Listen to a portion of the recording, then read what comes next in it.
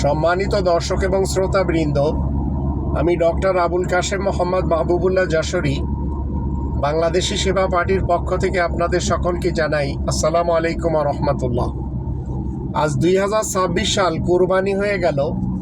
অতীতে আওয়ামী লীগের বড় বড় রেবাখরেরা যেভাবে কোরবানি দিয়েছিল, বিএনপি ঠিক সেই পথেই অধিকাংশরা চাঁদাবাজির টাকা দিয়ে পশু ক্রয় করেছে, আবার কেউ কেউ চুরি করে গরু ছাগল এনে কোরবানি দিয়েছে।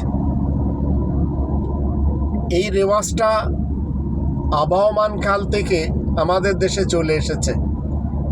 মূলত কোরবানির আসল উদ্দেশ্য আমাদের এই জাতি জানে না।